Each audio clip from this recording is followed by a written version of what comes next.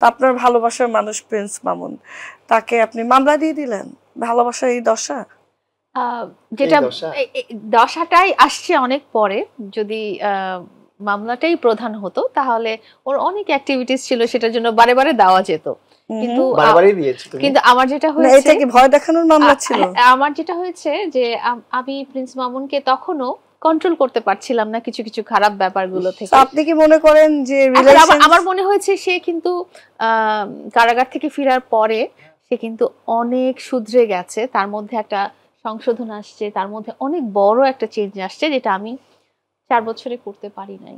না কন্ট্রোল, হ্যাঁ, আপনার কাছে কি মনে হয় যে রিলেশনশিপ ইজ অ্যাবাউট কন্ট্রোল? সব সময় না, ওকে আমি সব সময় ফ্রিডমই দেই। ও কখনো বলতে পারবে না যে লায়লা আমাকে একদম ধরে বেঁধে আটকায় রেখে দেয়। বাট কিছু কিছু জিনিস আছে, ওর যেহেতু এজটা অনেক কম, ওর অনেক দিক, ওর নেগেটিভ জিনিসগুলোর প্রতি ওর আকর্ষণটা বেশি হয়। স্বাভাবিক, সবাই খুবই স্বাভাবিক, খুবই নরমাল। হ্যাঁ, তো বাট ও আমাকে বলতে পারবে না যে কখনো আমি কিন্তু আপনি যে বয়স কম বলে তাকে একটু শাসালেন। হ্যাঁ, না শাসালাম না, মানে ওকে কন্ট্রোল করা যাচ্ছিল না, এখন টাইপ দিলেন। মানে ইট ওয়াজ নট আ সিরিয়াস মামলা। না, ডেফিনেটলি মামলা তো সিরিয়াসই ছিল, বাট আমি তো সুযোগ রেখেছি, বলেছি যে তুমি যখন বুঝবে যে তুমি আসলে ভুল করেছো, মানে এটা তুমি আর কারোর সাথেই করবে না। আমার কন্ডিশন এটা ছিল যে তুমি আমার সাথে করেছো, সেটা তুমি সরি হয়েছো। কিন্তু আপনি যেহেতু তাকে ভালোবাসেন এবং আপনি যেহেতু তাকে একটা টাইট দিলেন, আপনারটাতেই আগে আসছি, তারপরে ওনার ভালোবাসার কাছে যাব।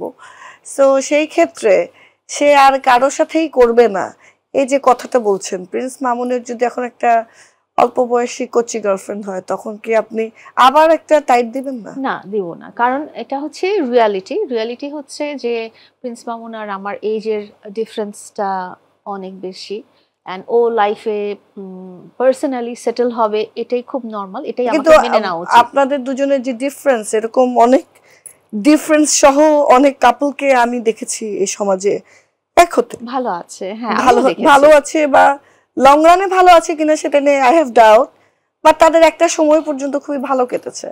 সো আপনি শুরুতেই মানে অঙ্কুরেই দমন করে দিলেন। অঙ্কুরে আসলে দমন করে দেওয়ার ব্যাপারটা যখনই আসে, যখন আমি চিন্তা করি যে আমি লাইফের একদম অনেক দূর স্টেজে চলে এসেছি অ্যান্ড ওর লাইফটা মাত্র স্টার্ট হয়েছে, এবং যেহেতু সে আমার ভালোবাসার মানুষ, আমি ওকে একেবারে অ্যাজ এ হোল একটা গুড হিউম্যান দেখতে চাই, অ্যাজ এ হোল ওকে লাইফে সেটেল দেখতে চাই।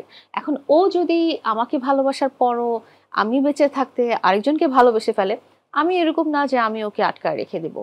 ওর ওই ফ্রিডমটা আছে, ওকে আমি অনেক ফ্রিডমই দিই। তুমি কি মনে করো যে আমি ফ্রিডম দেইনি? না, আমি খুব এরকম না যে তোমাকে আমি ধরে বেঁধে আটকায় রেখে দিব। I don't think so.